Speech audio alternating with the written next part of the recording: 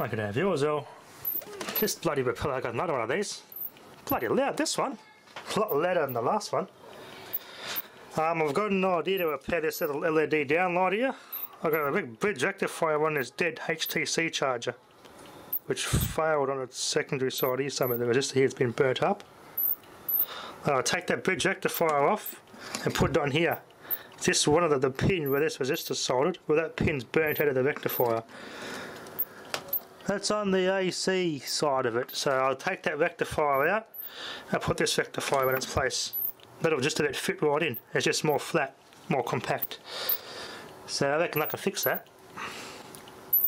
If not, it'll be a good conversion to convert an old ever ready to a LED. Just stick this on the end of it.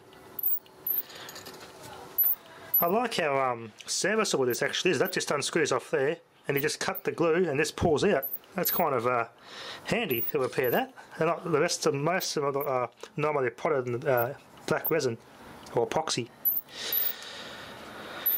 So let's see if I can. I'm going to practice with surface mount soldering skills anyway. It's inevitable when you're repairing electronics, especially nowadays. You got to be good at surface mount stuff.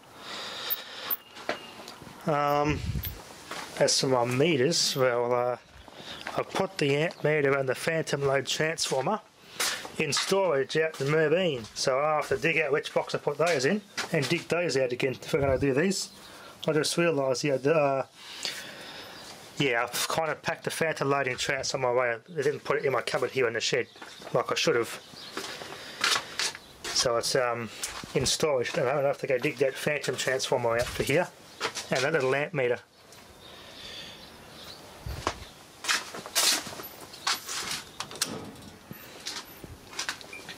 I thought I'd put it here, but no. As for my EDMI tester that I just got, my meter hall, I've got these, I just forgot. These might actually be enough to fit that EDMI meter tester. I can just plug those straight in and they should fit. If this box doesn't say smashed up, I could just make a little VFD enclosure out of it. But it's unfortunate it's been smashed up. Yeah, take that circuit board out. A good 16 amp breaker, switches plus. There's little Wago things that are handy too actually. I'm going to keep all this DIN rail. I reckon I can make something for my little project from a BOZ switchboard, I reckon. Yeah, I'm going to keep this in mind. There's how it all wires up. Nice LEDs, so I'm going to unplug all this and keep this. Put this switch back together. The momentary tactile button. This is just to be glued back on the bottom of it. I like that sort of button. So, take that light off. I can make this my own little switchboard setup, I reckon. Good things to have. Yeah, definitely got these bloody things, which I definitely need, so bonus.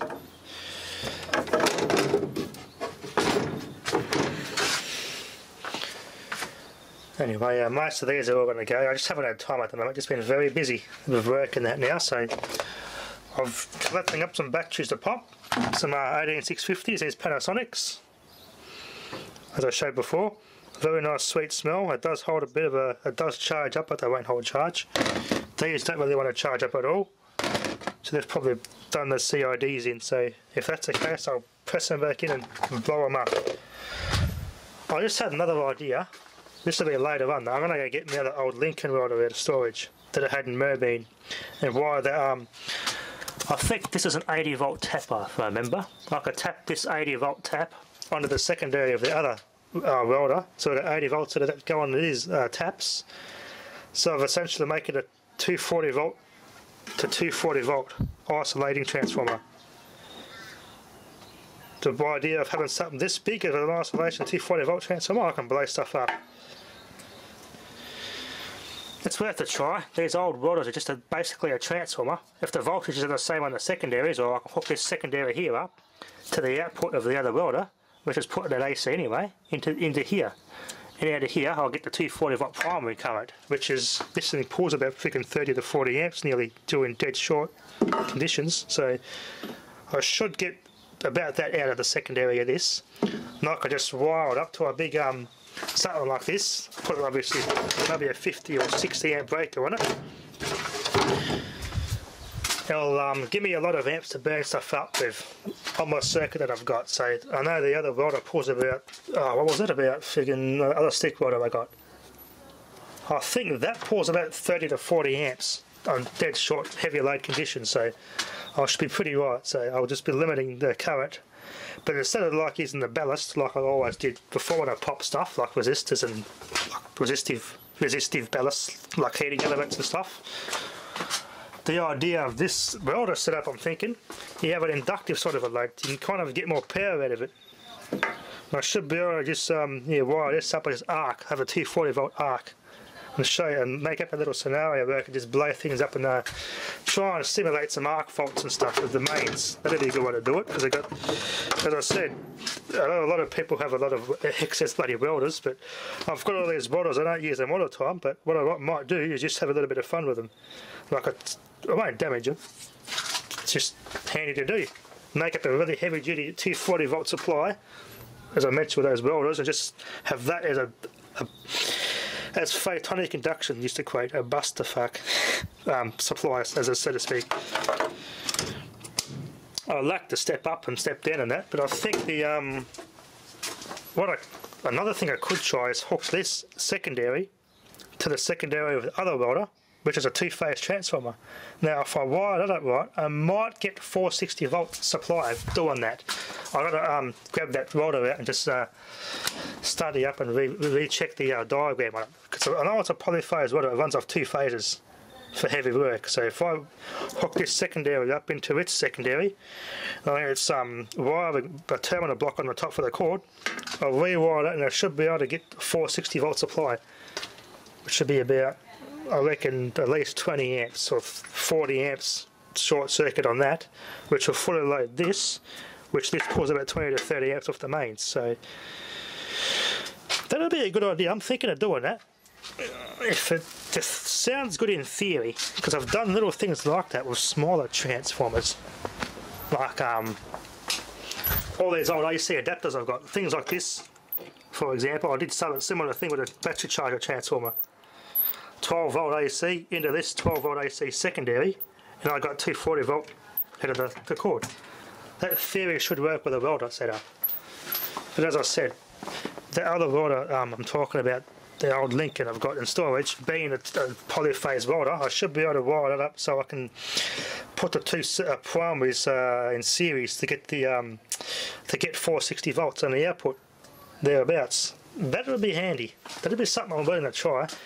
If it works that well, if that's the case, well, yeah, some stuff's got to get blown up. Yeah, just my little. I've been thinking about this and dreaming up how I can blow things up and get a good little Bustafuck supply set up here. So it'll be fun to try. I've got some universal motors to blow up too. So because as you get a series wound brush motor, like washing machine motors and vacuum cleaner motors, they're 80 volts per winding. Well, since the other welder puts out 80 volts on its heavy duty tap, that'll go straight into an armature that's damaged. And I can just blow it up like that and have an unlimited supply of amps for that little motor. So yeah, I will start popping stuff again. Just be patient. I just got a little, yeah, as I said, personal matters and stuff to go along and my work and everything. So I've never forgotten about popping stuff altogether. I still want to do it. I just being busy at the moment, but yeah, I will pop more stuff. So what I'm going to try is what I've done. I've plugged it straight into there. So my power board down there, like I've got here, it's going to have to go because that's just a little domestic 10 amp job. I'm going to replace that and plug it straight into that power point. And the only breaker that's going to save my life is this one, 20 amp.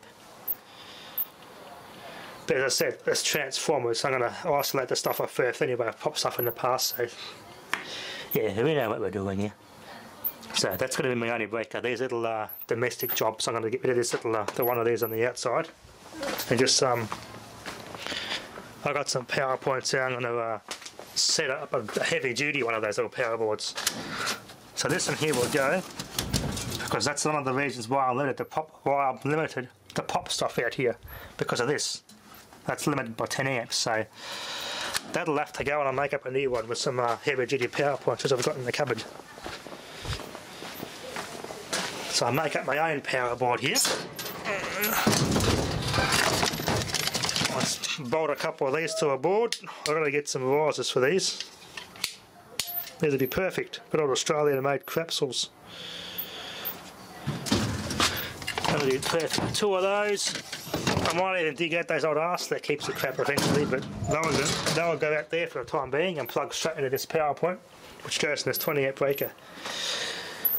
I have ran the welder through this setup and that hasn't tripped yet. It's a oh, I forgot what the spec was, but yeah, it's not a quick trip breaker. Like it does get to about 30 amp through it, so it's been pretty good.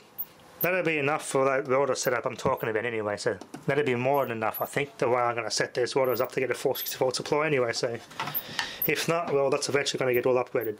But for the meantime, it should be pretty epic. Anyway, it gets annoying after a while, but it keeps the mice out. Mildura is going through a bit of a mice plague at the moment, so there's that's come to a point where the mice are actually cannibalising each other. There's not enough food to sustain their population. I thought that was kind of crazy. There's so much bloody mice plague out in the paddocks that the mice are eating, cannibalising each other just to survive. But anyway, that'll be enough for now. Thanks for watching.